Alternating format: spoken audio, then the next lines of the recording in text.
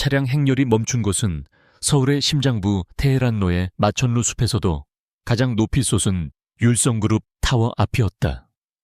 검은색 세단에서 내린 강지훈 회장의 모습은 그가 이룬 제국만큼이나 차갑고 견고했다. 10년이라는 세월은 그의 얼굴에 깊이를 더했고 감정을 읽기 어려운 무표정한 가면을 씌웠다. 그는 성공의 정점에 서 있었지만 그의 눈은 언제나 공허한 시면을 담고 있었다. 그의 집무실은 도시의 정형이 한눈에 들어오는 최상층에 위치했다. 통유리 너머로 보이는 서울의 야경은 수많은 불빛으로 반짝였지만 그 어떤 빛도 그의 내면을 밝히지는 못했다. 막대한 부와 절대적인 권력, 그 모든 것을 손에 쥐었음에도 불구하고 그의 세상은 10년 전 그날 이후로 줄곧 흑백이었다. 모든 것을 잃었던 그날의 폐허 위에서 그는 복수심과 집념만으로 지금의 율성을 일으켜 세웠다. 박민규 비서가 조심스럽게 집무실로 들어와 서류 봉투 하나를 내밀었다. 지우는 잠시 창밖으로 향했던 시선을 거두고 그를 바라보았다. 박 비서는 10년간 그의 곁을 지킨 유일한 사람이었다.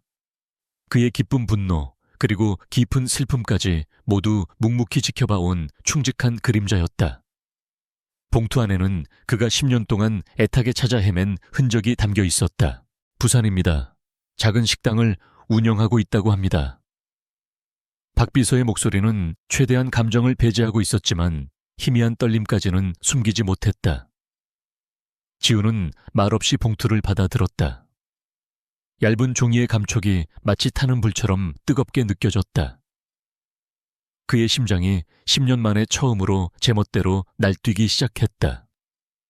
희망과 두려움이 뒤섞인 감정이 소용돌이쳤다. 그는 부산으로 향하는 내내 한마디도 하지 않았다. KTX 특실의 안락한 의자에 몸을 기댄 채 그의 생각은 오직 과거로만 향했다. 10년 전 행복의 절정에 있던 자신과 그녀 한서연의 모습이 눈앞에 아른거렸다. 그녀의 웃음소리, 따뜻한 눈빛, 그리고 그들의 사랑의 결실이었던 아이의 희미한 기억까지. 그 모든 것이 한순간의 악몽으로 부서져 내렸다. 지우는 그날 밤에 이를 사고라고 믿어왔다. 빗길에 미끄러진 차량이 중앙선을 넘어와 자신들의 차를 덮쳤고 그 충격으로 정신을 잃었다. 눈을 떴을 때는 모든 것이 사라진 후였다. 아내와 아들은 실종 처리되었고 경찰은 끔찍한 사고 현장에서 그들의 생존 가능성은 희박하다고 결론 내렸다. 하지만 그는 단 한순간도 그들의 죽음을 믿지 않았다. 부산역에 도착하자 미리 대기하고 있던 차량이 그를 맞았다. 차는 복잡한 시내를 빠져나가 구불구불한 골목길로 접어들었다. 화려한 서울의 풍경과는 너무나도 다른 낡고 소박한 동네였다. 지우는 이곳에 그녀가 있다는 사실이 믿기지 않았다. 그가 그녀에게 주었던 세상과는 정반대의 세상에서 그녀는 10년을 살아왔던 것이다. 차는 한 작은 식당 앞에서 멈췄다. 엄마의 밥상이라는 소박한 간판이 걸려 있었다. 지우는 차 안에서 한참 동안 식당을 바라보았다. 문을 열고 들어갈 용기가 나지 않았다. 만약 그녀가 자신을 원망하고 있다면, 만약 모든 것을 잊고 새로운 삶을 살고 있다면 자신의 등장이 그녀의 평화를 깨뜨리는 것은 아닐까. 수많은 상념이 그의 발목을 붙잡았다. 하지만 그는 더 이상 망설일 수 없었다. 10년의 기다림이었다. 그는 마침내 차 문을 열고 밖으로 나섰다. 저녁 시간이 되기에는 이른 시간이라 식당 안은 한산했다. 딸랑하고 문에 달린 종이 맑은 소리를 냈다. 주방에서 앞치마를 두른 여인이 고개를 들었다. 세월이 흘렀지만 지우는 한눈에 그녀를 알아볼 수 있었다. 한서연, 그의 아내였다. 서연 역시 그 자리에서 굳어버렸다. 그녀의 눈이 믿을 수 없다는 듯이 크게 뜨였다. 손에 들고 있던 행주가 바닥으로 떨어졌다. 그녀의 얼굴에는 반가움이 아닌 극도의 경계심과 두려움이 서려 있었다. 마치 유령이라도 본 사람 같았다.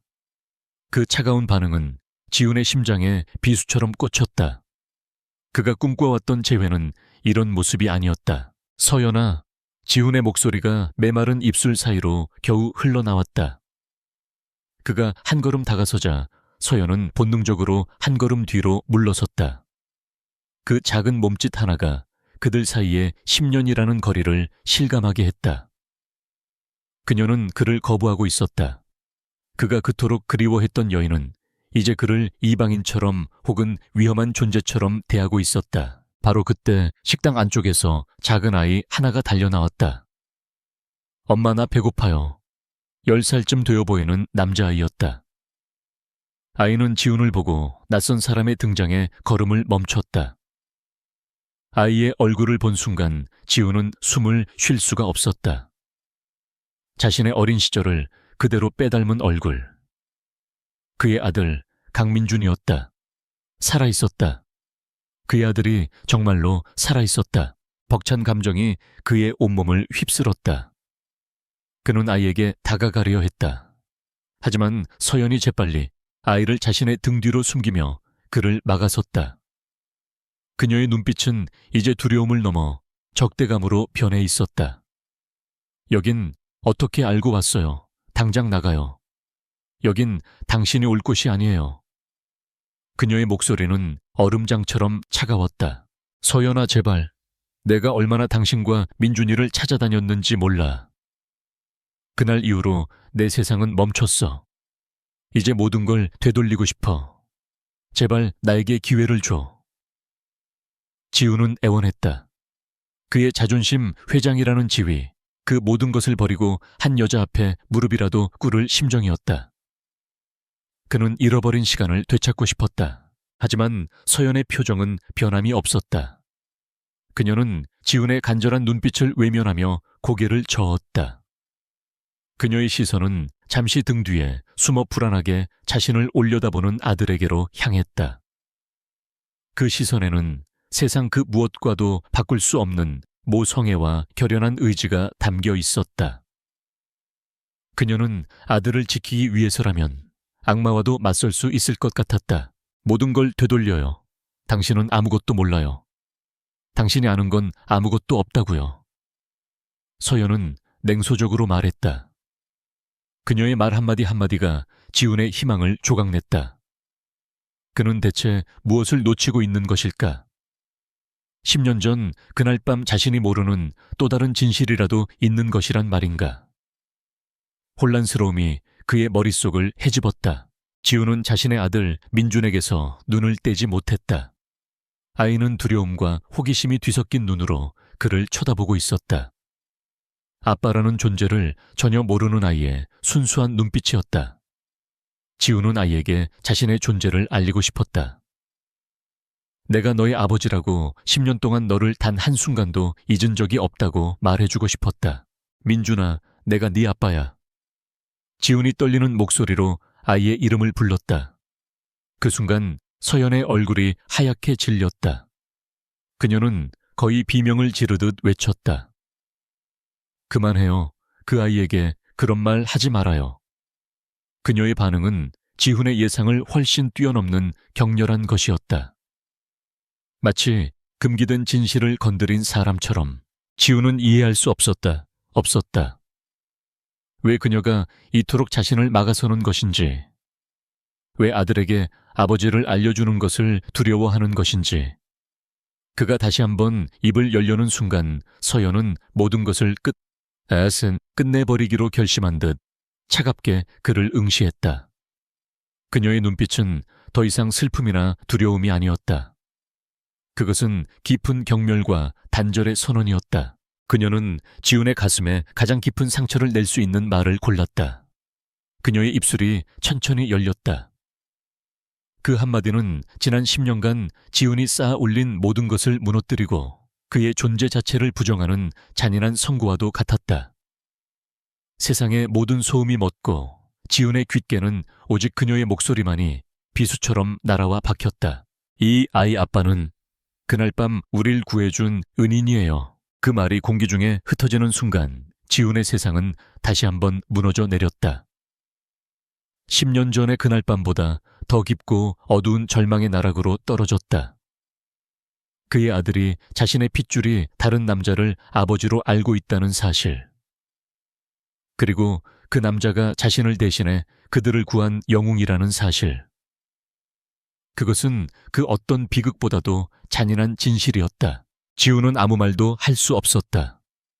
거대한 망치로 머리를 얻어맞은 듯한 충격에 빠져 그저 서연과 자신의 아들을 번갈아 바라볼 뿐이었다. 서연의 눈빛은 확고했다. 더 이상 그에게 해줄 말은 없다는 듯 그녀는 아이의 손을 잡고 식당 안쪽으로 몸을 돌렸다. 닫히는 문틈으로 보이는 아이의 혼란스러운 얼굴이 지훈의 망막에 낙인처럼 새겨졌다. 혼자 남겨진 식당 안에는 무거운 침묵만이 흘렀다. 딸랑거리는 종소리도 바깥의 소음도 들리지 않았다.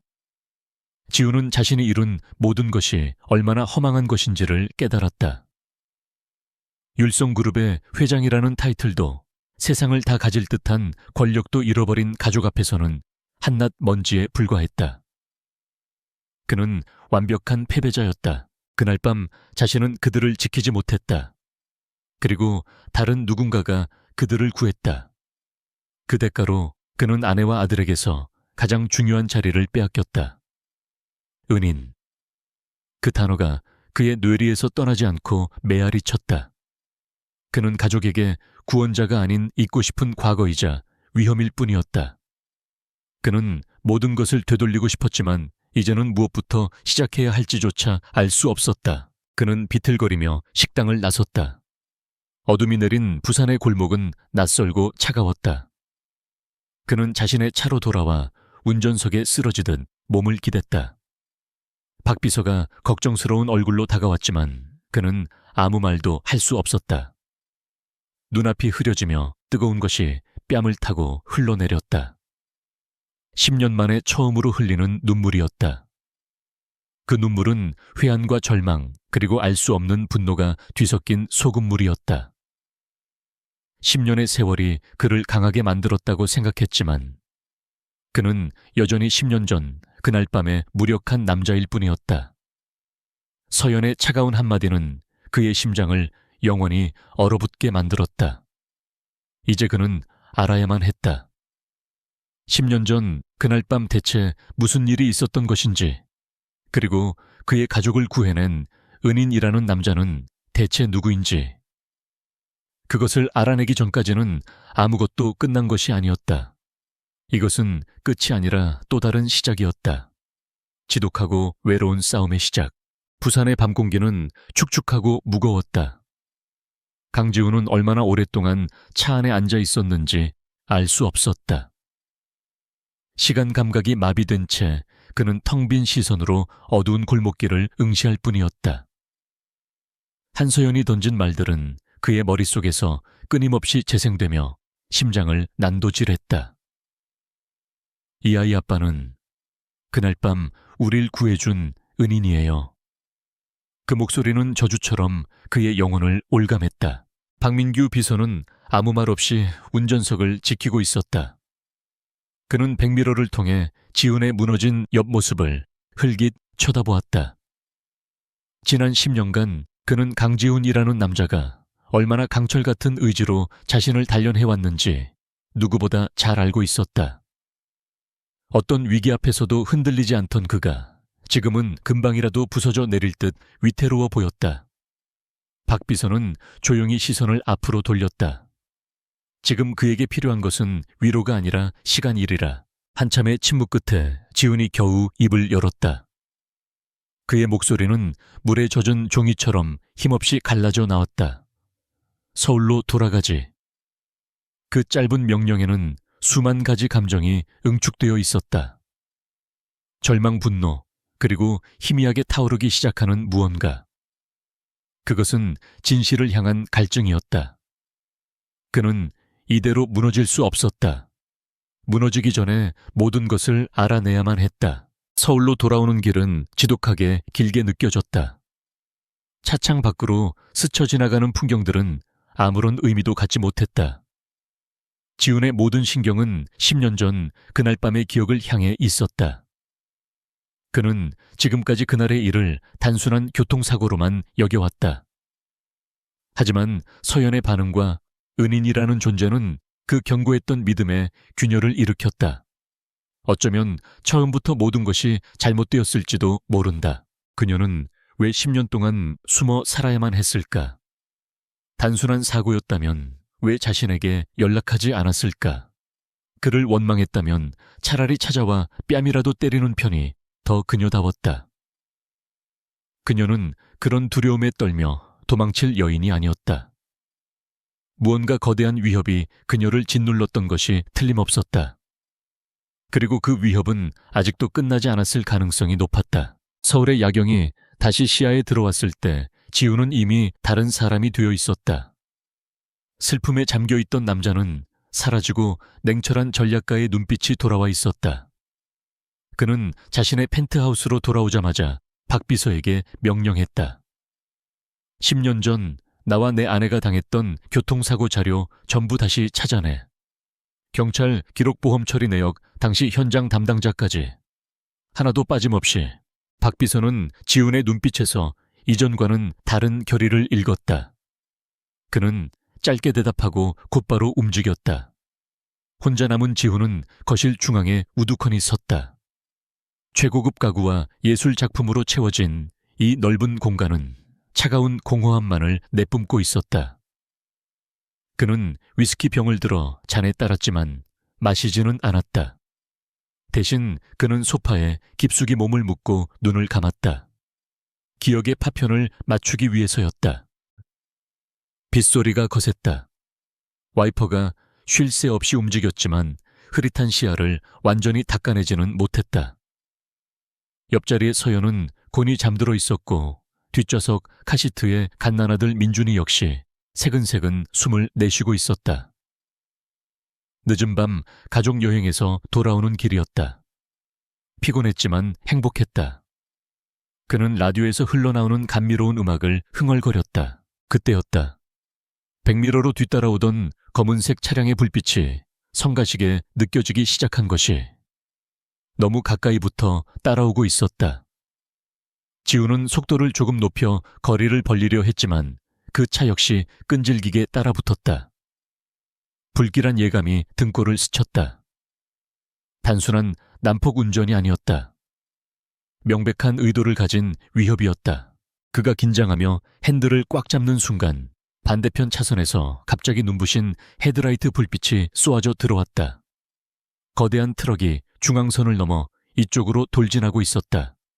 피할 공간도 시간도 없었다.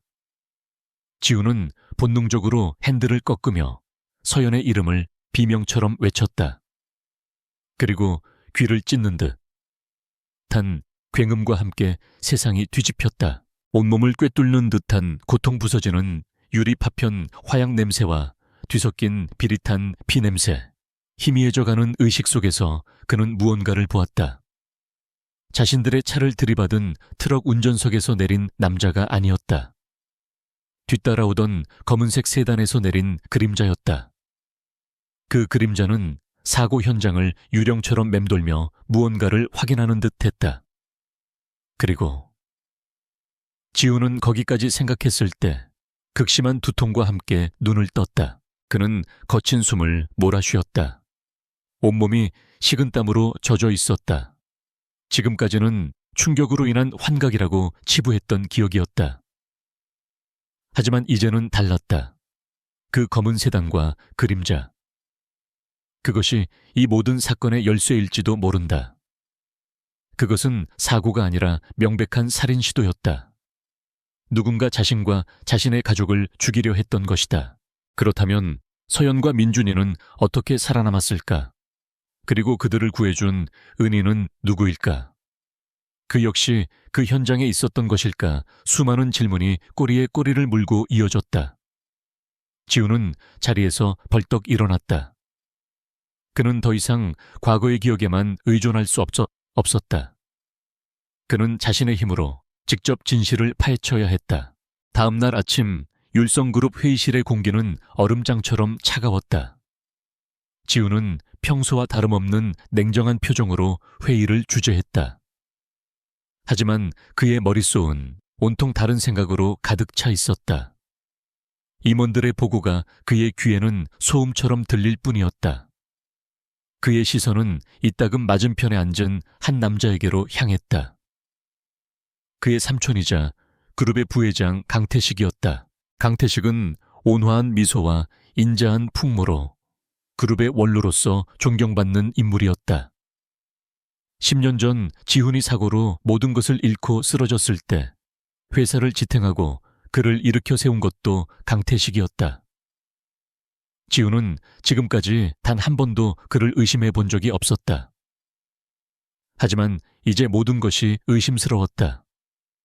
그 사건으로 가장 큰 이득을 본 사람은 누구였을까? 회의가 끝나고 지훈은 자신의 집무실로 돌아와 박 비서를 불렀다. 어제 지시한 건 어떻게 돼가고 있지? 박 비서는 밤새 정리한 듯한 자료를 내밀었다. 당시 경찰 기록은 대부분 소실되거나 비공개 처리되었습니다. 단순 교통사고로 종결되었지만 사건 담당 형사가 얼마 뒤 갑자기 사직하고 해외로 이민을 갔다는 점이 특이합니다. 그 형사 찾아내. 어디에 있든 무슨 수를 써서든. 그리고 당시 사고 현장의 최초 목격자나 주변 CCTV 기록도 다시 확인해봐. 10년 전 자료라도 율성의 정보력이라면 불가능하지 않을 거야. 지훈의 목소리에는 강한 힘이 실려 있었다.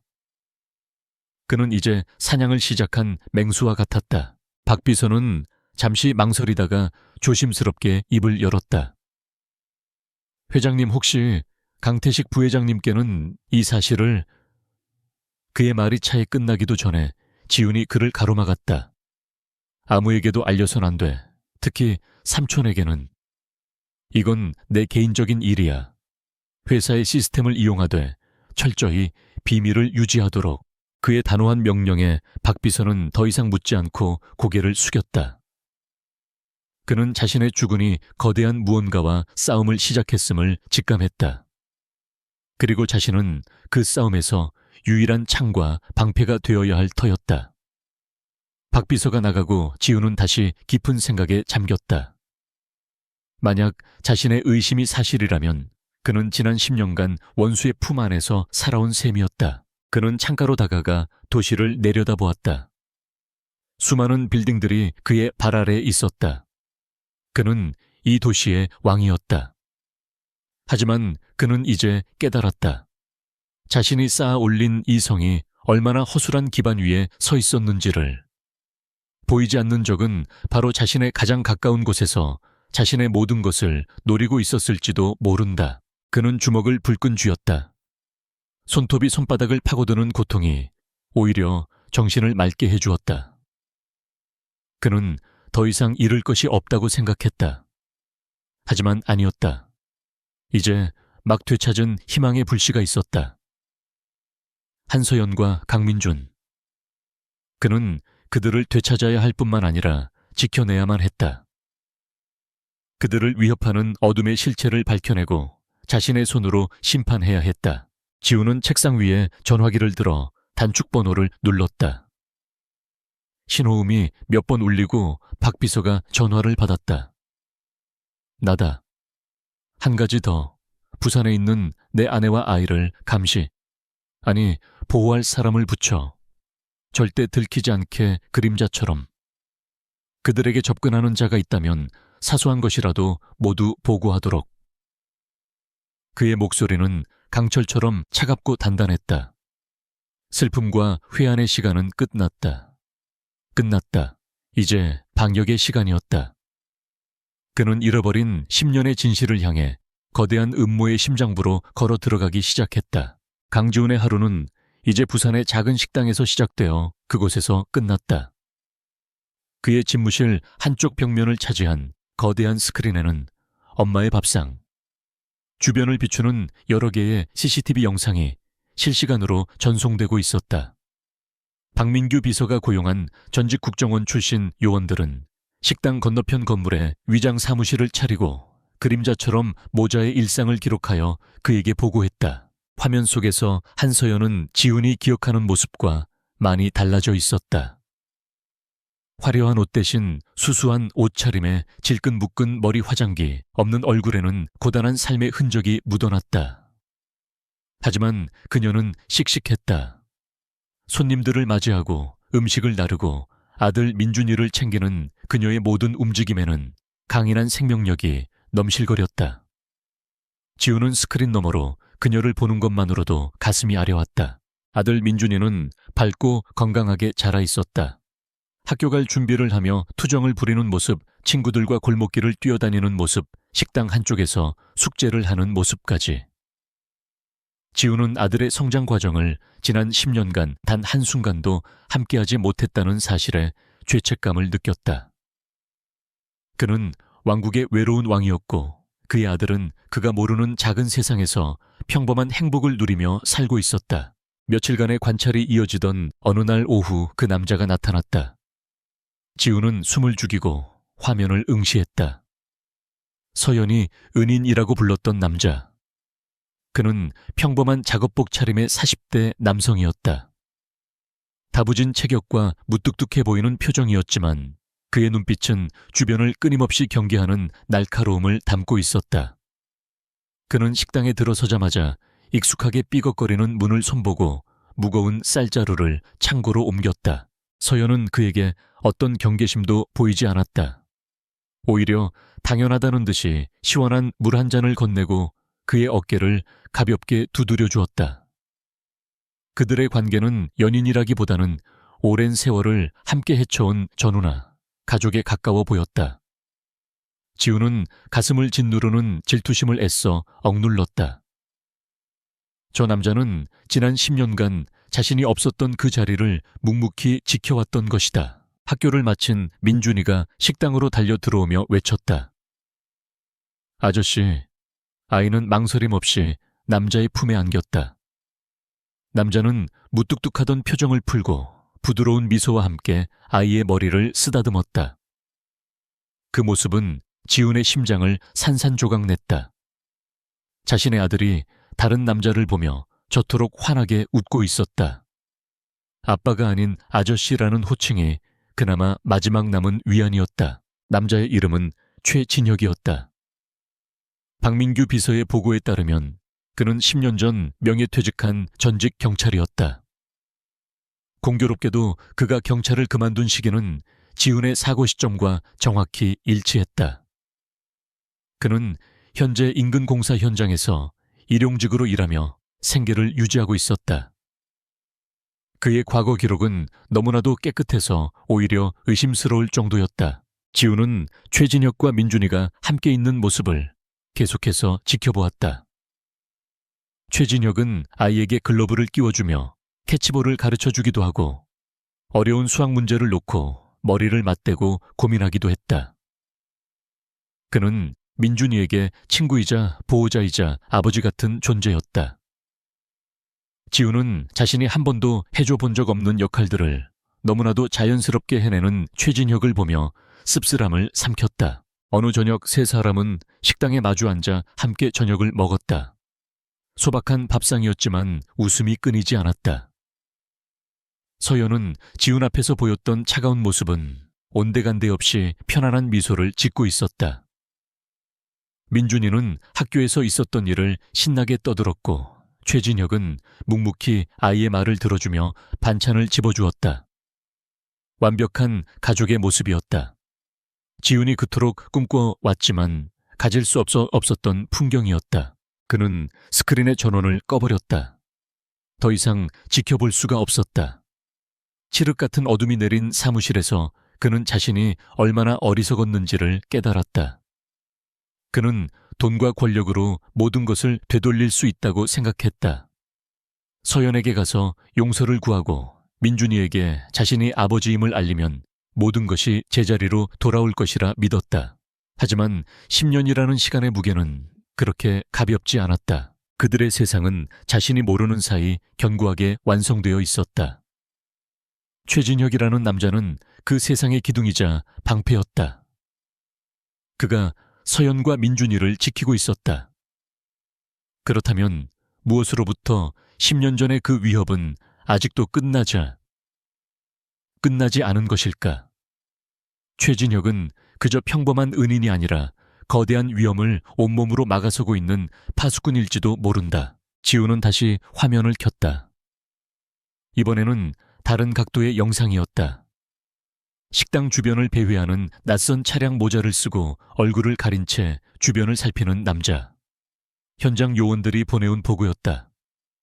그들은 지훈이 사람을 붙이기 전부터 이미 그곳에 존재했다. 누군가 역시 서연과 민준이를 감시하고 있었던 것이다.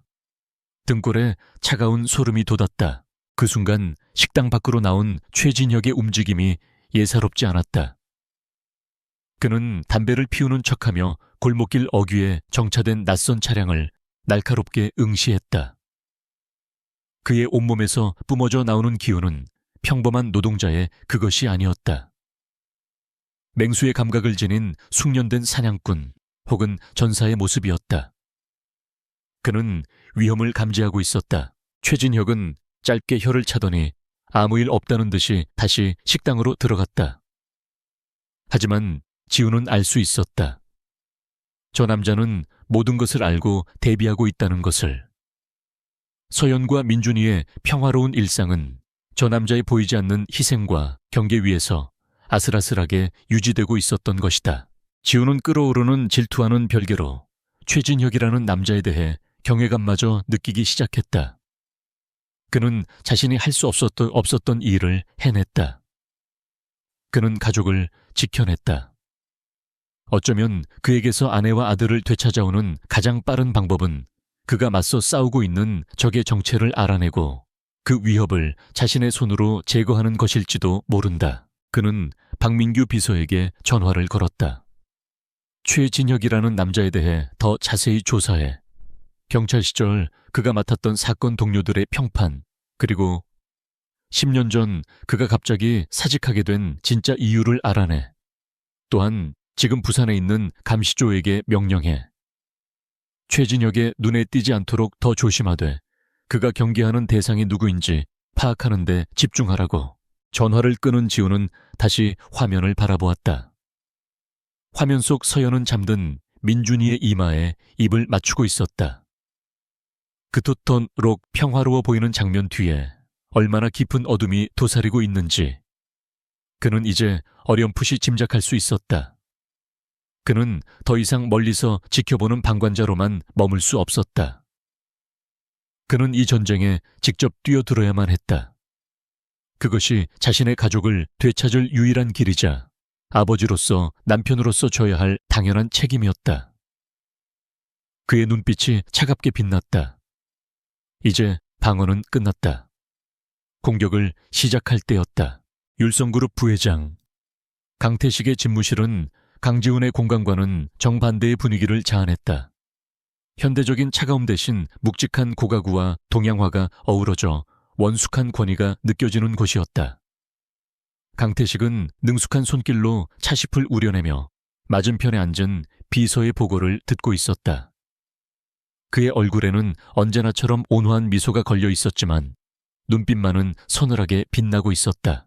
강 회장이 최근 부산을 다녀왔고 그 직후 10년 전 교통사고에 대한 재조사를 은밀히 지시했습니다. 비서의 말에 강태식의 찻잔을 따르던 손이 순간 멈칫했다. 아주 미세한 움직임이었지만 방 안의 공기는 순식간에 얼어붙었다. 그는 멈춤을 의식하지 못한 척 다시 부드러운 손길로 찻잔을 채우고 향을 음미했다. 그 아이가 결국 찾아냈구나. 10년이면 잊을만도 하건만 그 지독한 집념은 아비를 쏙 빼닮았어. 강태식은 혼잣말처럼 중얼거렸다. 그의 뇌리에는 10년 전 자신의 손으로 직접 설계했던 그 밤의 계획이 스쳐 지나갔다. 완벽하다고 생각했다. 하지만 살아남은 자들이 있었다.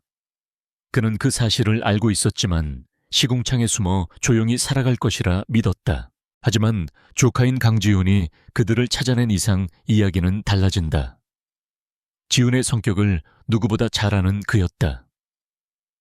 한번 의심을 품으면 끝까지 파고들어 진실을 밝혀내고야 마는 녀석이다.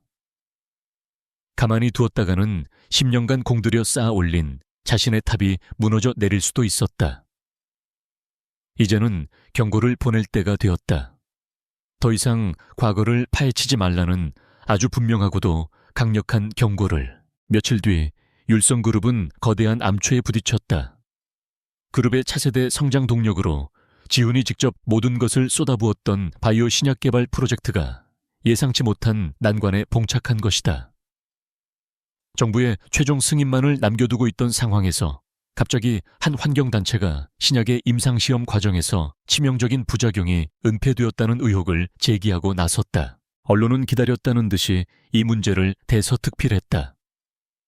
익명의 내부 고발자가 제공했다는 자료는 매우 구체적이고 교묘하게 조작되어 있어 율성의 해명은 변명처럼 들릴 뿐이었다. 여론이 악화되자 정부는 최종 승인을 무기한 보류했고 관련 자회사의 주가는 폭락하기 시작했다. 율성그룹 전체가 창립 이래 최대의 신뢰 위기에 직면한 순간이었다. 긴급 이사회 소집 회의실의 분위기는 살얼음판 같았다. 임원들은 당장의 위기를 수습할 대책을 내놓으라며 지훈을 압박했다.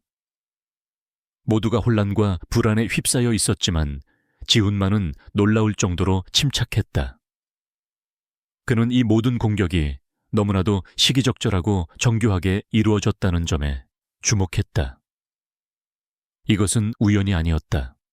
명백한 의도를 가진 설계였다. 그때 회의 내내 침묵을 지키던 강태식이 무겁게 입을 열었다. 회장, 내가 처음부터 말하지 않았나. 너무 위험 부담이 큰 사업이라고. 자네의 과감한 추진력은 칭찬할 만하지만 때로는 신중함이 더 중요한 법일세. 이번 사태로 그룹이 입은 손실이 막대해. 주주들에게 이 사태를 어떻게 설명할 셈인가. 그의 목소리는 걱정하는 듯했지만 그 속에는 날카로운 질책이 담겨 있었다. 임원들의 시선이 일제히 지훈에게로 쏠렸다. 강태식은 교묘하게 이번 사태의 책임을 지훈의 독단적인 경영 스타일 탓으로 돌리고 있었다. 지훈은 그런 삼촌의 의도를 꿰뚫어 들어보았다. 이것이 바로 그가 보낸 경고였다. 과거사에 대한 집착은 너의 미래를 망치게 될 것이다. 그의 눈빛이 그렇게 말하고 있었다. 지훈은 자리에서 일어나 회의실을 둘러보았다. 그리고 흔들림 없는 목소리로 말했다. 이번 사태는 명백한 외부의 공격입니다. 누군가 율성을 흔들기 위해 비열한 수를 쓴 겁니다. 위기는 기회이기도 합니다. 이럴 때일수록 흩어져서는 안 됩니다. 제가 모든 책임을 지고 이 문제를 해결하겠습니다. 그러니 저를 믿고 따라와 주십시오. 그의 단호한 태도에 술렁이던 회의장 분위기가 조금은 진정되었다. 하지만 지훈은 알고 있었다. 진짜 싸움은 이제부터 시작이라는 것을. 회의가 끝나고 자신의 집무실로 돌아온 그는 박민규 비서를 불렀다. 언론의 허위 정보를 제보한 환경단체의 배후를 추적해. 자금 흐름 관계자들 사소한 것 하나라도 놓치지 말고 전부 파헤쳐. 박 비서의 팀은 밤낮 없이 움직였다. 그리고 며칠 뒤 마침내 의미 있는 단서를 찾아냈다. 해당 환경단체에 거액의 기부금을 낸 곳이 한 페이퍼 컴퍼니였고 그 회사의 소유주를 추적해 올라가자 희미하게나마 강태식의 오랜 측근 중 한 명과 연결되는 지점이 발견되었다. 꼬리는 잘렸지만 짐승의 냄새는 지울 수 없었다. 지훈은 모니터에 떠있는 관계도를 보며 차갑게 미소 지었다. 역시 삼촌이었다. 그 온화 한 가면 뒤에 저토록 추악한 탐욕을 숨기고 있을 줄이야.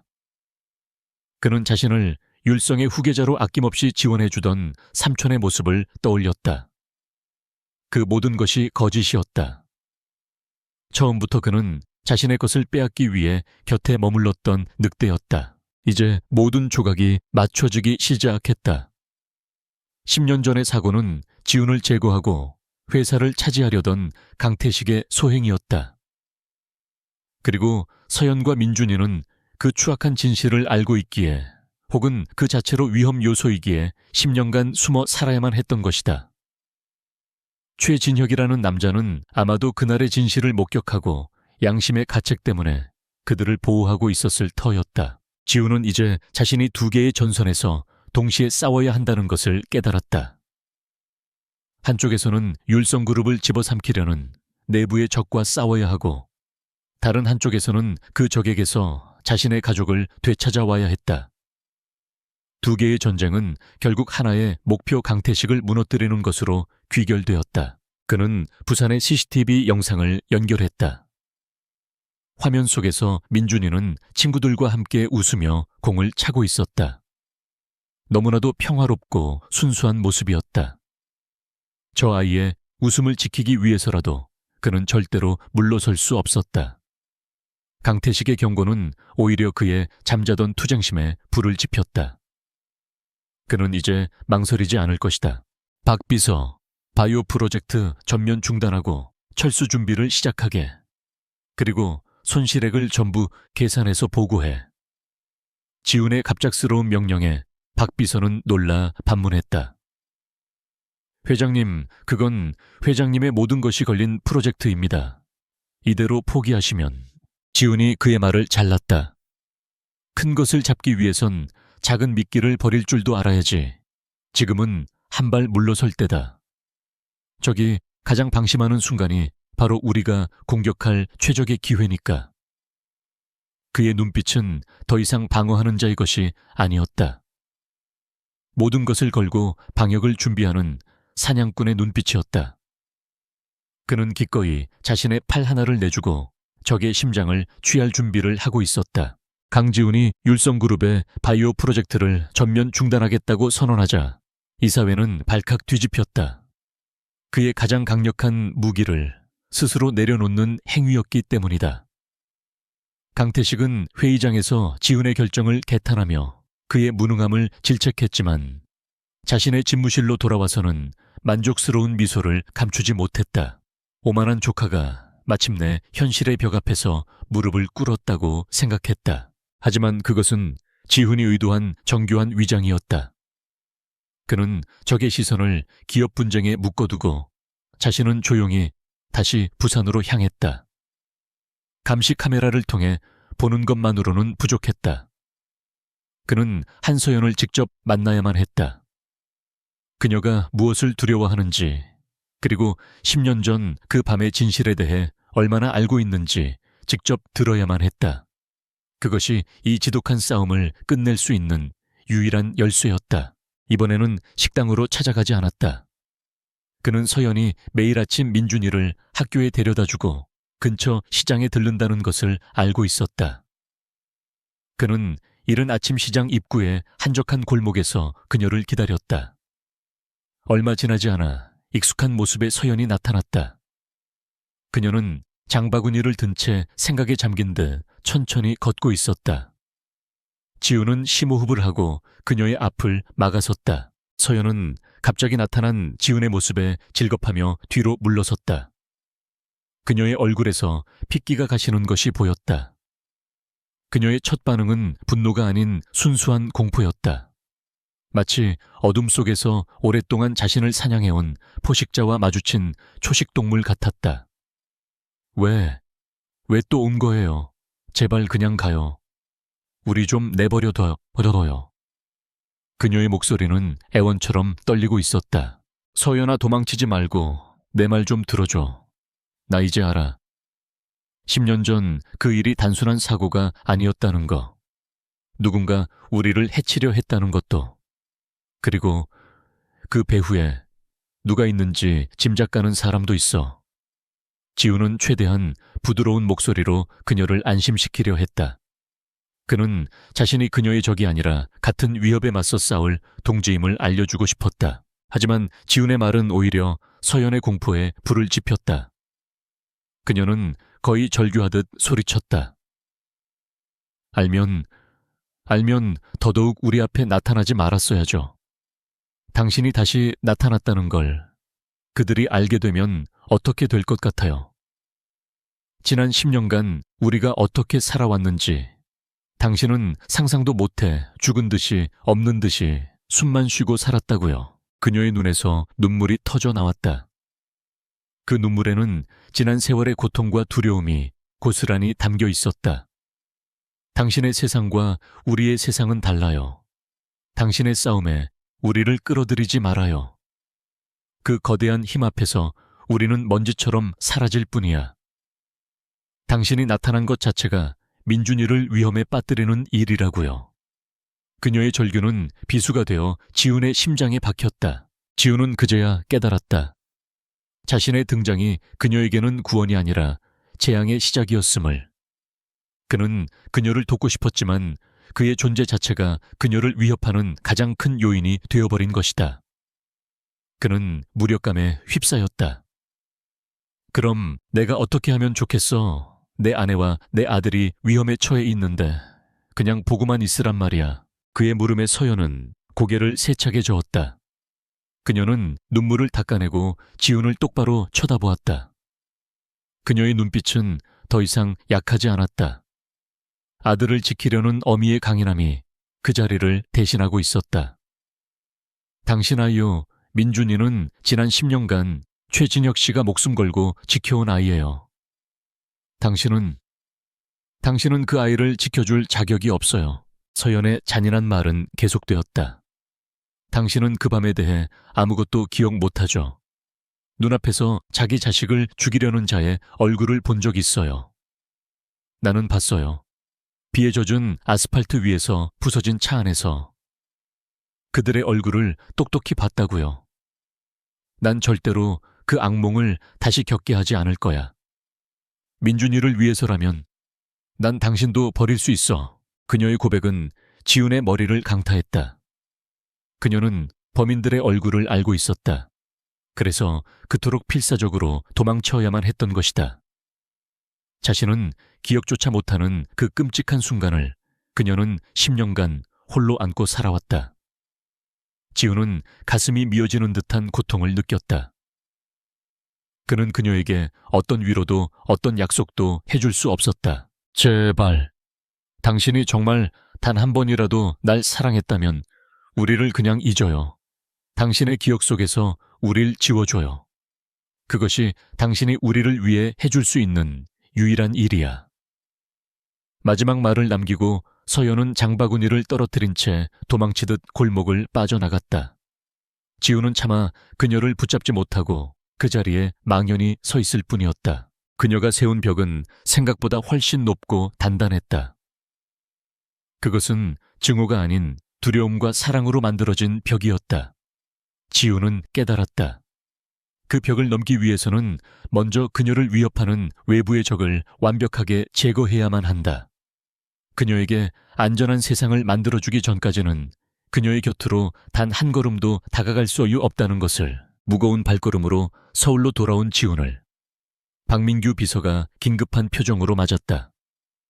회장님, 새로운 사실을 알아냈습니다. 박 비서는 태블릿 PC를 내밀었다. 화면에는 최진혁의 신상 정보가 떠 있었다.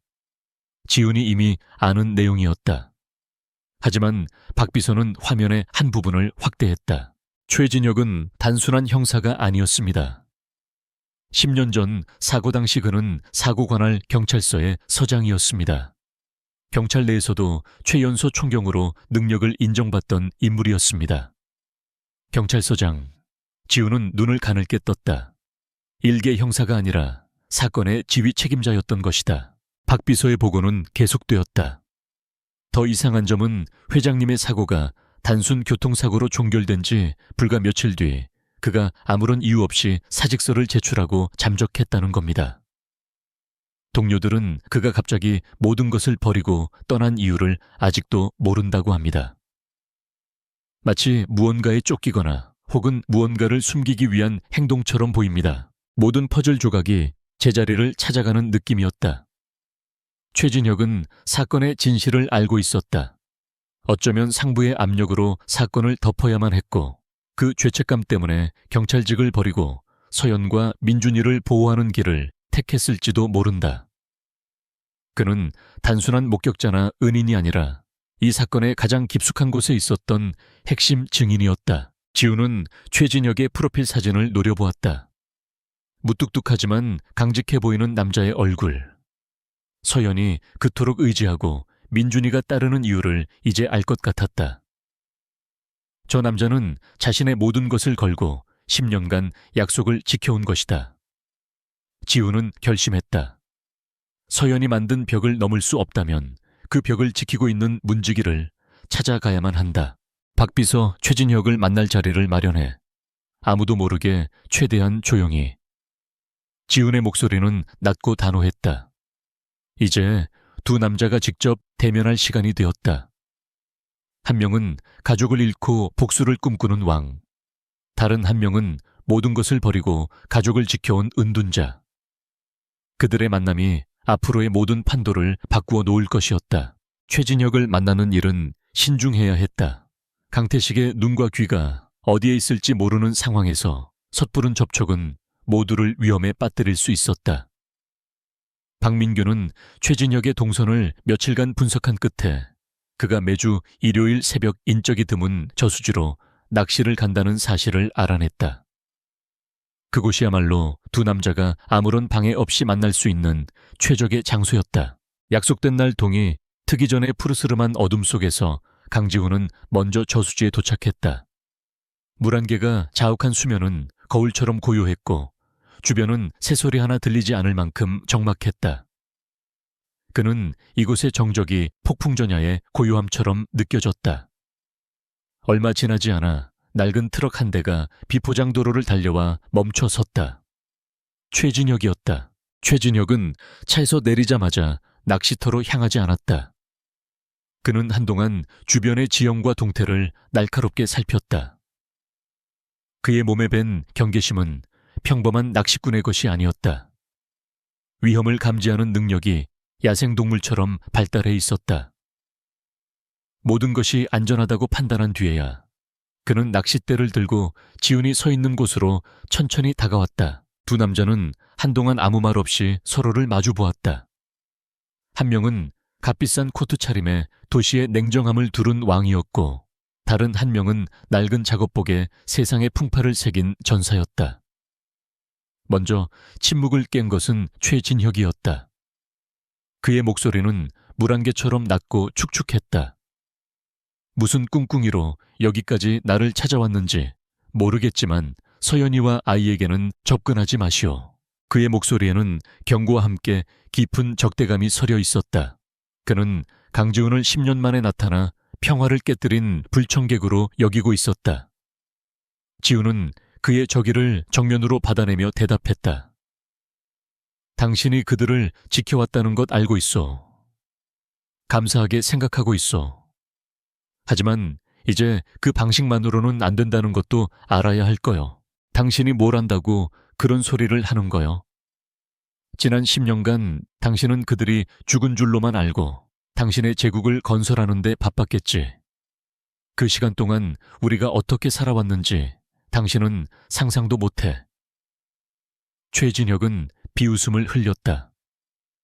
그는 지훈을 돈과 권력만 믿고 모든 것을 해결하려는 오만한 부자로 보고 있었다. 지훈은 그의 도발에 흔들리지 않았다. 대신 그는 핵심을 찔렀다. 최진혁 씨, 10년 전 당신은 평범한 형사가 아니라 관할 경찰서의 서장이었더군. 그리고 내 가족의 사고가 종결된 직후 당신은 모든 것을 버리고 사라졌지. 당신은 단순한 은인이 아니야. 당신은 그날의 진실을 알고 있는 유일한 증인이야. 그 말에 최진혁의 표정이 처음으로 굳어졌다. 자신의 과거를, 그것도 경찰서장이었다는 사실까지 알고 있다는 것에 놀란 기색이 역력했다. 지훈은 그 틈을 놓치지 않고 말을 이었다. 나는 모든 것을 되찾을 거요. 내 아내와 내 아들, 그리고 그들을 위험에 빠뜨린 자들에게는 반드시 대가를 치르게 할 거요.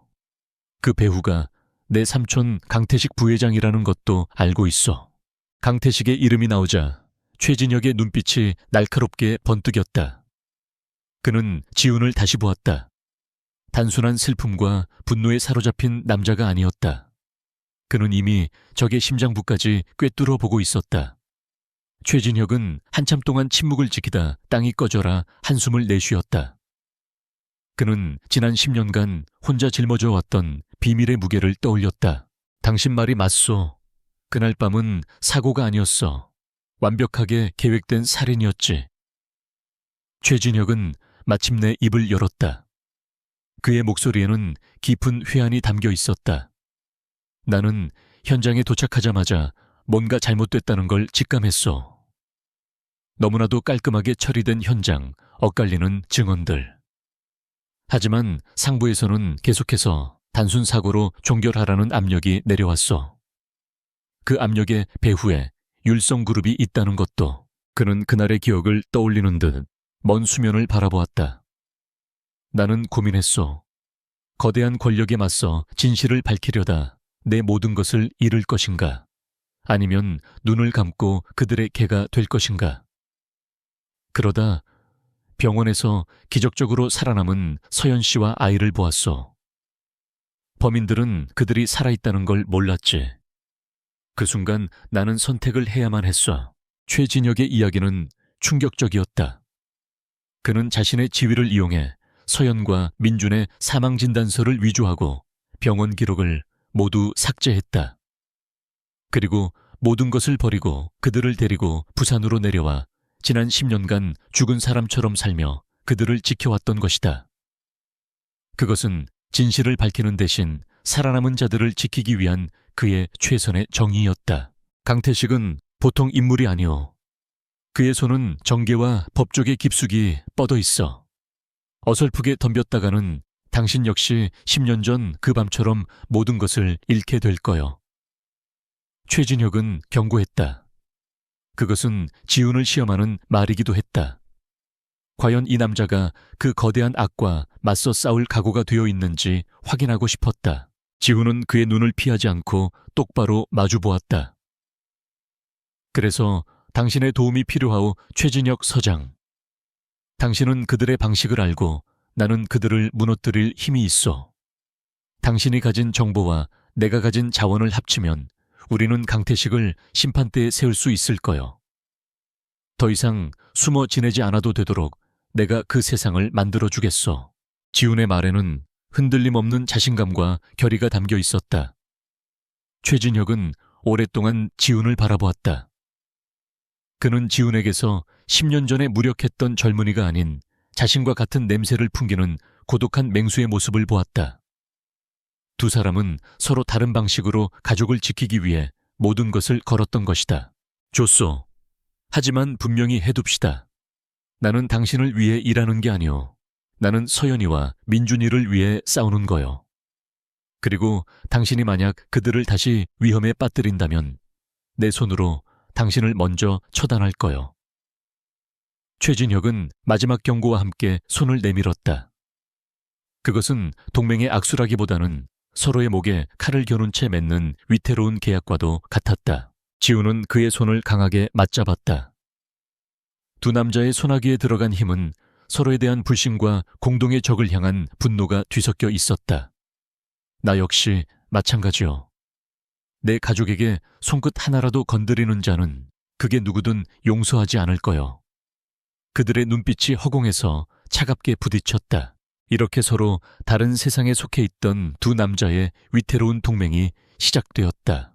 한 명은 부와 권력의 정점에서, 다른 한 명은 세상의 가장 낮은 곳에서. 그들의 목표는 단 하나, 거대한 악의 뿌리를 뽑아내고 잃어버린 모든 것을 되찾는 것이었다. 저수지의 물 한 개가 서서히 걷히고 새로운 싸움의 서막을 알리는 태양이 떠오르고 있었다. 두 남자의 동맹은 율성그룹 타워에 불빛이 닿지 않는 서울 외곽의 한 낡은 창고에서 시작되었다. 강지훈은 이곳을 완벽한 보안 시스템을 갖춘 작전실, 워룸으로 개조했다. 한쪽 벽면에는 강태식과 관련된 모든 인물들의 관계도가 거대한 거미줄처럼 펼쳐져 있었고, 다른 쪽에는 실시간으로 정보를 분석하는 슈퍼컴퓨터가 조용히 빛을 발하고 있었다. 최진혁은 아날로그 시대의 형사였고 강지훈은 디지털 시대의 전략가였다. 최진혁이 사람의 표정과 직감으로 범인을 추적했다면 지훈은 데이터의 흐름과 통계 속에서 적의 약점을 찾아냈다. 어울리지 않는 두 사람이었지만 강태식이라는 공동의 적을 무너뜨리겠다는 목표 앞에서는 놀라울 정도의 시너지를 발휘하기 시작했다. 강태식은 여우처럼 교활하고 신중한 놈이요.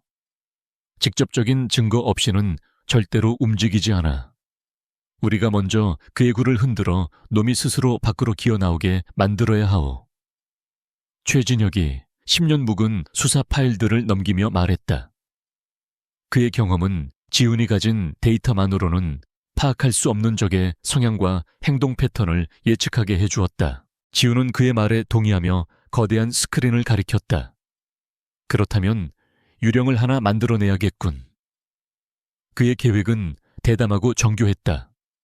10년 전 사고 현장에 있었지만 기록에는 없는 가상의 목격자를 만드는 것이었다. 강태식의 범행을 도왔던 트럭 운전사가 양심의 가책으로 혹은 돈을 노리고 이제 와서 입을 열려고 한다는 시나리오였다. 최진혁은 자신의 옛 경찰 인맥 중 부패했지만 입이 무거운 정보원을 통해 이 거짓 소문을 흘리기로 했다. 너무 직접적이지 않게 우연히 들은 이야기처럼 전달하는 것이 중요했다. 10년 전 율성가 사고 그거 운전자 놈이 요즘 돈이 궁해서 입을 열고 싶어 한다는 소문이 돌던데 와 같은 식의 진위가 불분명한 정보여야 했다. 그와 동시에 지훈은 박민규를 통해 해외에 유령 계좌를 개설하고 강태식이 관리하는 비자금 중 일부를 해킹하여 그 계좌로 소액 송금했다.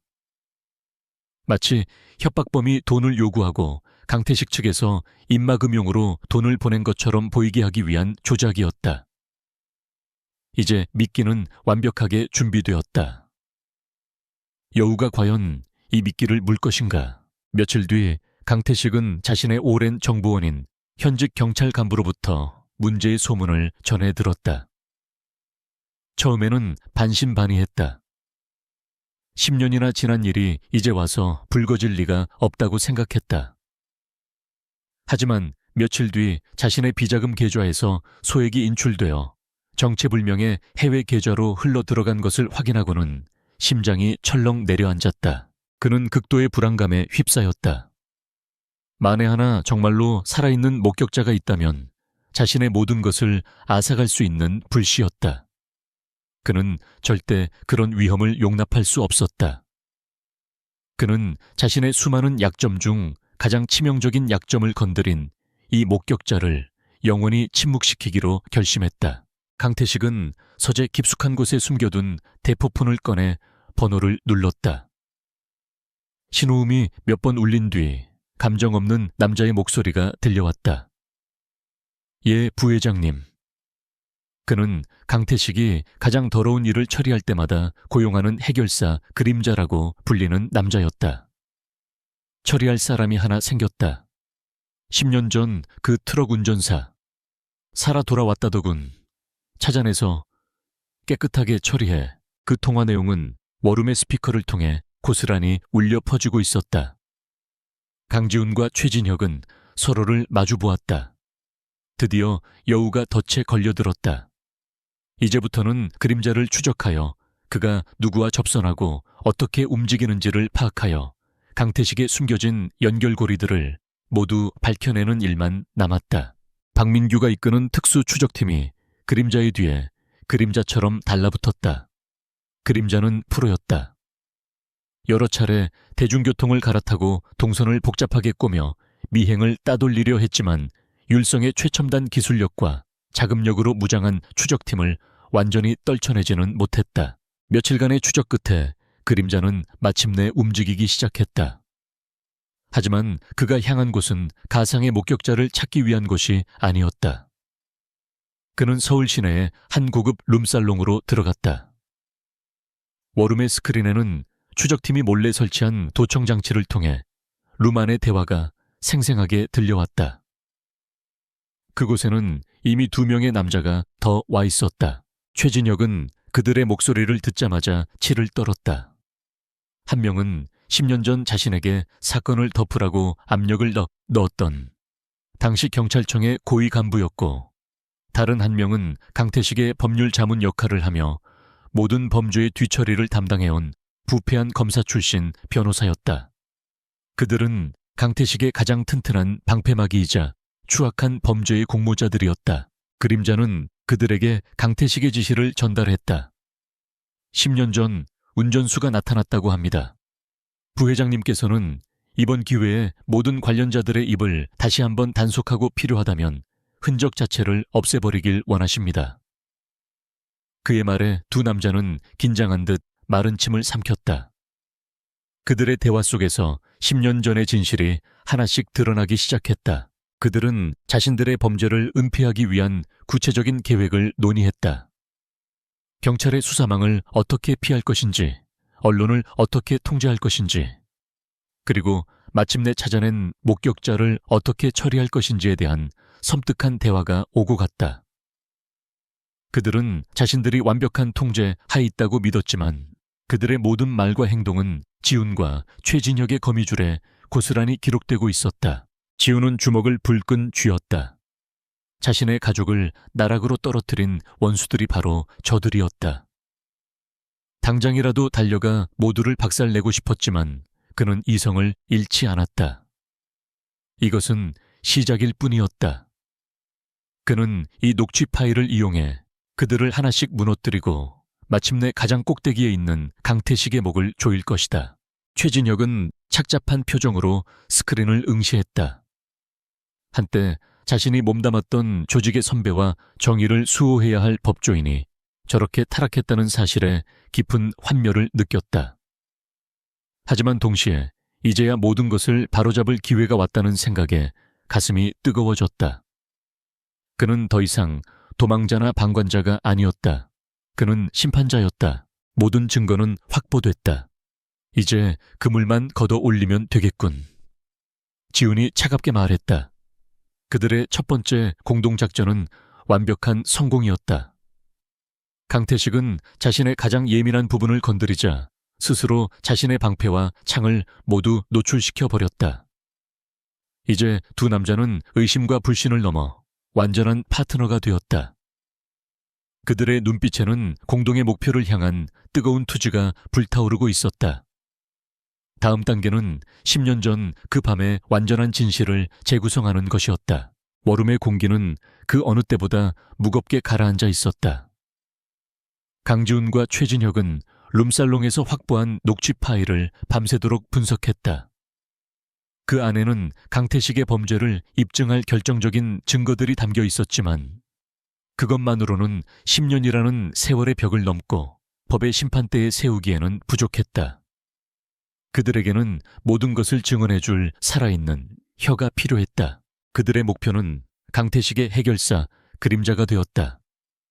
박민규의 추적팀은 그의 신원과 거주지를 파악했고 며칠간의 잠복 끝에 그가 혼자 있는 순간을 포착하여 한치의 오차도 없이 그를 납치하는 데 성공했다. 그림자는 어두운 취조실로 개조된 워룸의 작은 방 차가운 의자에 손발이 묶인 채 앉아 있었다. 그림자는 예상대로 입을 열지 않았다. 그는 온갖 험한 일을 겪어온 전문가였다. 어설픈 협박이나 회유는 통하지 않을 터였다. 최진혁은 그런 그를 다룰 방법을 알고 있었다. 그는 폭력을 사용하지 않았다. 대신 10년 전 사건 파일과 이번에 녹취된 파일을 그의 눈앞에 던져주었다. 강태식은 이미 자네를 버릴 준비를 하고 있네. 최진혁은 그림자와 공모자들 간의 대화 녹취를 들려주었다. 그 안에는 일이 잘못될 경우 모든 것을 그림자의 단독 범행으로 뒤집어 씌우려는 계획이 고스란히 담겨 있었다. 자네는 그저 꼬리일 뿐이야. 위험해지면 언제든 잘려나갈 꼬리. 강태식의 충견으로 살다가 모든 죄를 뒤집어 쓰고 감옥에서 썩을 텐가, 아니면 진실을 말하고 새로운 삶의 기회를 잡을 텐가. 그림자의 눈빛이 처음으로 흔들렸다. 그는 강태식의 잔인함을 누구보다 잘 알고 있었다. 이용 가치가 사라지면 가차없이 버려질 것이라는 사실도. 지훈은 결정타를 날렸다. 당신의 가족에겐 우리가 마련한 안전한 해외 도피처와 평생 먹고 살 돈을 주겠소. 당신이 모든 것을 털어놓는다는 조건에. 선택은 당신 몫이오. 결국 그림자는 무너졌다. 그의 입에서 10년 전 그날 밤의 끔찍한 진실이 마침내 흘러나오기 시작했다. 10년 전 그날 밤 비가 억수같이 쏟아지고 있었다. 강태식은 서재에서 와인잔을 기울이며 전화로 최종 명령을 내리고 있었다. 그의 목소리는 얼음처럼 차가웠다. 실수 없이 처리해 사고사로 완벽하게 위장하도록. 강지훈, 그 오만한 녀석과 그 핏줄은 이 세상에서 사라져야 한다. 그의 눈에는 형에 대한 오랜 열등감과 조카에게 회사를 빼앗길 수 있다는 불안감이 뒤섞인 탐욕이 불타고 있었다. 같은 시각 젊은 강지훈은 행복에 겨워 운전대를 잡고 있었다. 그는 막 율성그룹의 명운이 걸린 거대한 계약을 성공시키고 돌아오는 길이었다. 삼촌인 강태식의 신중론을 무시하고 독단적으로 밀어붙여 얻어낸 결과였다. 그는 자신이 세상의 정점에 서 있다고 믿었다. 그 오만함이 자신의 등 뒤에서 칼을 겨누고 있는 적의 존재를 눈치채지 못하게 만들었다. 모든 것이 순식간에 일어났다. 뒤따라오던 검은 세단이 그의 차를 갓길로 밀어붙였고 반대편에서는 거대한 트럭이 헤드라이트를 번쩍이며 돌진해왔다. 그것은 단순한 사고가 아니었다. 양쪽에서 완벽하게 계산된 시간에 덮쳐오는 군사 작전과도 같은 공격이었다. 지우는 비명을 지를 틈도 없이 의식을 잃었고 세상은 암전되었다. 차량은 종이장처럼 구겨졌다. 그림자와 그의 부하들이 다가와 결과를 확인했다. 운전석의 지우는 피투성이가 된 채 미동도 없었고 조수석의 서연 역시 마찬가지였다. 그들은 목표를 달성했다고 판단하고 현장을 사고로 위장한 뒤 떠나려 했다. 바로 그 순간 뒷좌석의 갓난아이가 희미한 울음소리를 냈다. 그림자는 잠시 망설였다. 하지만 강태식의 명령은 절대적이었다. 핏줄까지 모두 없애라는. 그가 아이를 향해 손을 뻗으려는 순간 멀리서 사이렌 소리가 들려왔다. 경찰이 생각보다 빨리 도착하고 있었다. 그는 아쉬운 듯 혀를 차며 부하들을 이끌고 어둠 속으로 서둘러 사라졌다. 가장 먼저 현장에 도착한 것은 최진혁이었다. 당시 경찰서장이었던 그는 비번이었음에도 관내에서 대형 사고가 발생했다는 보고를 받고 직접 현장으로 달려왔다. 그는 수많은 현장을 경험한 베테랑이었다. 그의 눈에는 이 현장이 너무나도 인위적이라는 것이 한눈에 보였다. 타이어 자국 충돌각도 모든 것이 부자연스러웠다. 그는 부서진 차량을 살피던 중 기적을 발견했다. 조수석 에어백과 좌석 사이에 생긴 작은 공간 덕분에 서연은 의식을 잃었을 뿐 치명상은 피한 상태였다. 그리고 그녀의 품에 안긴 아이는 놀랍게도 거의 다치지 않았다. 최진혁이 그들을 구출하려던 순간 그의 무정의로 상부의 지시가 내려왔다. 경찰청 고위 간부의 목소리였다. 최 서장, 그 사고는 단순 빗길 교통사고야. 현장 최대한 빨리 수습하고 사건 바로 종결해. 예. 최진혁은 그 지시의 의미를 즉시 깨달았다. 이것은 거대한 권력이 개입된 범죄, 은폐였다. 그의 눈앞에 두 갈래 길이 놓였다. 불의에 눈 감고 출세 가도를 달릴 것인가? 아니면 모든 것을 걸고 무고한 생명을 구할 것인가? 그는 피투성이 속에서도 아이를 꼭 끌어안고 있는 서연의 모습을 보았다. 그 순간 그의 오랜 경찰로서의 신념과 양심이 그를 움직였다. 그는 범죄자가 되기로 결심했다. 정의로운 범죄자가. 그는 믿을 수 있는 부하 몇몇에게만 지시하여 서연과 아이를 비밀리에 병원으로 옮겼다. 그리고 공식적으로는 두 사람 모두 현장에서 사망한 것으로 보고서를 조작했다. 그는 자신의 모든 경력과 명예, 그리고 인생을 걸고 거대한 권력과 맞서는 길을 택했다. 그것이 그가 10년간 짊어져야 할 십자가의 시작이었다. 취조실의 그림자는 모든 증언을 마쳤다. 워룸 안에는 무거운 침묵이 흘렀다. 강지훈은 주먹을 너무 세게 쥔 나머지 손가락 마디마디가 하얗게 변해 있었다. 그는 10년 전 그 밤의 진실을 자신의 오만함이 불러온 비극과 삼촌의 추악한 배신, 그리고 한 남자의 영웅적인 희생을 모두 알게 되었다. 그의 가슴 속에서 슬픔과 분노가 뒤섞여 폭풍처럼 휘몰아쳤다. 최진혁은 묵묵히 눈을 감고 있었다. 그날 밤의 선택을 단 한 번도 후회한 적은 없었지만 그 진실을 다시 마주하는 것은 여전히 고통스러운 일이었다. 그는 이제 자신의 역할이 거의 끝났음을 직감했다. 복수의 칼자루는 이제 온전히 강지훈의 손에 쥐어졌다. 지훈은 천천히 눈을 떴다. 그의 눈에는 더 이상 슬픔이 남아있지 않았다. 오직 모든 것을 불태워버릴 듯한 차가운 분노와 적을 향한 냉정한 사리만이 이글거리고 있었다. 그는 이제 망설이거나 고뇌하지 않을 것이다.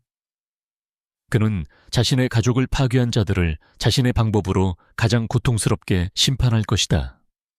박비서, 삼촌의 일정 가장 가까운 공식 행사가 언제지? 그의 목소리는 강철이 마찰하는 소리처럼 섬뜩했다. 복수의 마지막 장이 곧 시작될 참이었다. 강지훈의 방역은 조용하지만 치명적이었다. 그는 그림자의 자백과 녹취 파일을 무기로 강태식의 숨통을 서서히 조여갔다. 익명의 제보가 국세청과 검찰에 접수되었고 강태식의 비자금 계좌에 대한 압수수색이 시작되었다. 그와 결탁했던 경찰 간부와 부패 변호사는 갑작스러운 내부 감찰과 언론의 폭로로 인해 스스로를 방어하기에도 급급한 신세가 되었다. 강태식은 사면촉에 몰렸다. 10년간 굳건했던 자신만의 왕국에 균열이 가기 시작했다. 믿었던 신복들은 등을 돌렸고 그의 전화는 더 이상 예전과 같은 위력을 발휘하지 못했다. 그는 이 모든 공격의 배후에 강지훈이 있다는 것을 직감했다.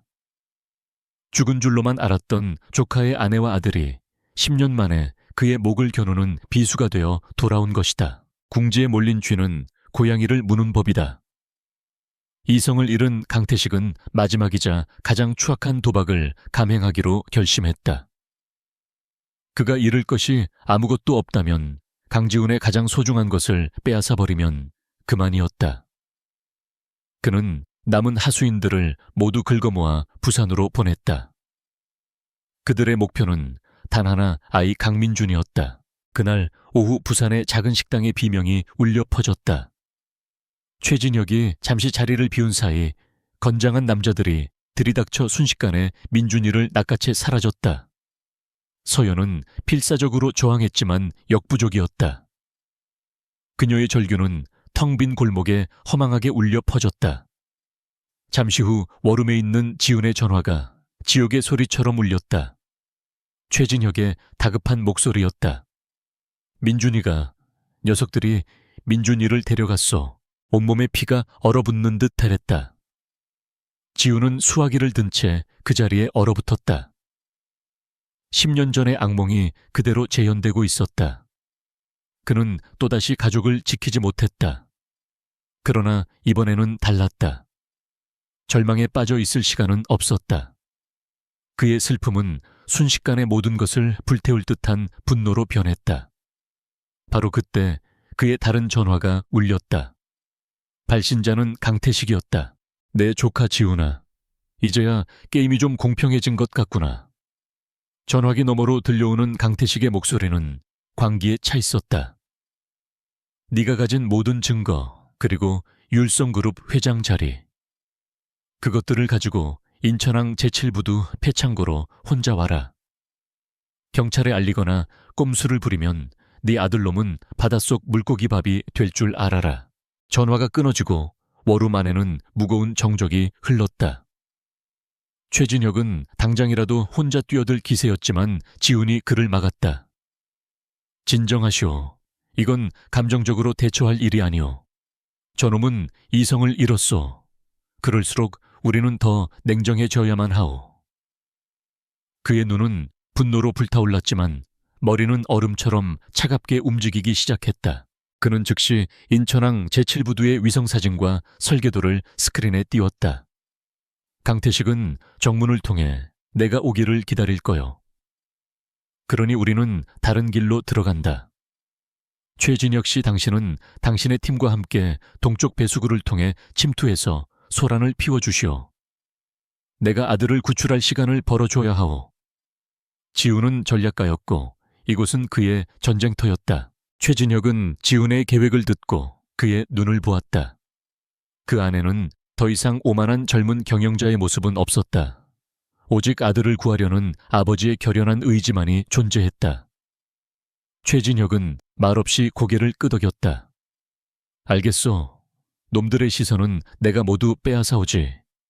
당신은 반드시 민준이를 구해내시오. 인천항의 밤바람은 칼날처럼 차가웠다. 최진혁과 박민규가 이끄는 소수의 정예팀이 어둠을 틈타 창고단지로 스며들었다. 그들은 소음기 달린 총을 이용해 외부 경비를 소리 없이 제거하며 작전 지점까지 신속하게 이동했다. 약속된 시간에 최진혁의 팀은 창고단지에 변전실을 폭파하여 모든 전력을 차단하고 동시에 다른 방향에서 총격전을 벌이며 큰 소란을 일으켰다. 강태식의 부하들은 예상치 못한 기습에 혼란에 빠졌다. 그들의 시선이 모두 교전이 벌어지고 있는 동쪽으로 쏠린 사이 지훈은 반대편인 서쪽의 낡은 환풍구를 통해 홀로 창고 내부로 잠입했다. 그는 10년 전처럼 무력하게 기다리지 않았다. 그는 스스로 폭풍의 눈으로 걸어 들어갔다. 창고 내부는 어둠과 화약 냄새 그리고 고함 소리로 가득했다. 지훈은 한 마리의 흑표범처럼 그림자를 따라 이동하며 강태식이 민준이를 붙잡고 있을 중앙 사무실로 향했다. 마침내 낡은 철제 문 앞에 도착했을 때 그는 안에서 들려오는 강태식의 불안한 목소리와 민준이의 겁에 질린 울음소리를 들었다. 지훈은 문을 박차고 들어갔다. 강태식은 총을 든 채 겁에 질린 민준이의 목을 감싸 안고 있었다. 그는 지훈을 보고 광기 어린 미소를 지었다. 왔구나, 내 조카. 내 놈이 내 인생을 망쳐놨어. 그는 소리쳤다. 다가오지 마. 한 발짝이라도 더 다가오면 이 아이의 머리에 구멍을 내버릴 테다. 민준이는 자신을 구하러 온 낯선 남자를 보며 눈이 휘둥그레졌다. 두려움 속에서도 아이는 자신을 바라보는 지훈의 눈빛에서 강한 무언가를 느꼈다. 지훈은 아들을 안심시키려는 듯 부드럽지만 단호한 목소리로 말했다. 민준아, 괜찮아. 아빠가 구하러 왔어. 아무 걱정하지 마. 그는 강태식을 향해 천천히 두 손을 들어 올렸다. 삼촌, 이제 다 끝났습니다. 당신은 졌어요. 아이를 놔주시면 정상 참작을 받을 수 있도록 내가 힘써보죠. 이것이 당신에게 주는 내 마지막 자비입니다. 그는 강태식의 심리를 파고들었다. 이성을 잃은 자에게는 위협보다 회유가 더 효과적일 수 있었다. 하지만 강태식은 이미 돌아올 수 없는 강을 건넜다. 닥쳐, 내 놈과 함께 죽을 수만 있다면 난 아무것도 두렵지 않아. 그가 방아쇠에 힘을 주는 순간 지훈은 사무실 책상 위에 놓여있던 묵직한 수정 잿더리를 그의 얼굴을 향해 전력으로 집어 던졌다. 예상치 못한 공격에 강태식의 몸이 순간적으로 휘청했고 아이를 잡고 있던 손의 힘이 약해졌다. 지훈은 그 찰나의 순간을 놓치지 않았다. 그는 전광석화처럼 몸을 날려 강태식을 덮쳤고 격렬한 몸싸움 끝에 그의 손에서 총을 빼앗았다. 탕천장을 향해 총알이 발사되었다. 지훈은 총을 멀리 걷어차 버리고 분노가 담긴 주먹을 강태식의 얼굴에 내리꽂았다. 그는 더 이상 율성의 회장이 아니었다. 그는 자신의 새끼를 지키기 위해 싸우는 한 마리의 짐승이었다. 강태식이 피를 흘리며 쓰러졌을 때 최진혁의 팀이 사무실 문을 부수고 들이닥쳤다. 모든 상황은 종료되었다. 지훈은 쓰러진 삼촌에게는 눈길도 주지 않은 채 구석에서 떨고 있는 민준이에게 다가갔다. 그는 천천히 무릎을 꿇고 아이와 눈을 맞췄다. 민준아, 이제 다 끝났어. 괜찮아. 지훈은 떨리는 팔을 뻗어 자신의 아들을 품에 안았다. 10년 만에 처음으로 느껴보는 아들의 천이었다. 작고 따뜻한 온기가 그의 온몸으로 퍼져나갔다. 민준이는 처음에는 낯설어하며 몸을 움츠렸지만 곧 자신을 안고 있는 남자의 품이 너무나도 안전하고 든든하다는 것을 느끼고는 참았던 울음을 터뜨렸다. 지우는 아들의 등을 토닥이며 뜨거운 눈물을 삼켰다. 10년 전 그 밤 그는 가족을 지키지 못했지만 오늘 밤 그는 자신의 손으로 아들을 구해냈다. 그것은 그의 길고 긴 악몽에 마침표를 찍는 순간이자 잃어버린 아버지의 이름을 되찾는 순간이었다. 멀리서 다가오는 경찰 사이렌 소리가 새로운 시작을 알리고 있었다. 인천항의 총성은 멎고 새벽의 여명이 밝아오고 있었다. 강태식과 그의 하수인들은 모두 체포되었고 피로와 먼지로 뒤덮인 창고에는 새로운 질서가 자리 잡기 시작했다. 강지우는 아들 민준이를 품에 꼭 안은 채 아내 한서연이 구급차에서 내려 자신을 향해 달려오는 모습을 보았다. 두 사람은 아무 말 없이 그저 눈물과 안도감이 뒤섞인 시선으로 서로를 바라볼 뿐이었다. 10년간의 기나긴 밤이 마침내 끝나고 있었다. 사건의 파장은 거대했다. 율성그룹 부회장의 납치극이라는 충격적인 뉴스가 대한민국을 뒤흔들었다. 하지만 지우는 이미 모든 것을 준비해 두었다. 박민규와 율성의 법무팀 홍보팀은 밤새도록 움직여 모든 언론 보도를 통제했다. 대중에게 알려진 이야기는 경영권 찬탈을 노린 부회장의 비리와 이에 저항하는 회장 가족에 대한 납치 시도라는 진실의 일부만을 담은 각본이었다. 추악한 과거는 수면 아래에 묻혔다. 모든 소용돌이가 어느 정도 잠잠해진 며칠 뒤 지우는 최진혁을 처음 만났던 저수지에서 그와 다시 마주섰다. 더 이상 두 사람 사이에 경계심이나 적대감은 없었다. 그 자리에는 서로의 선택과 희생을 이해하는 남자들 간의 묵묵한 존중만이 흐르고 있었다.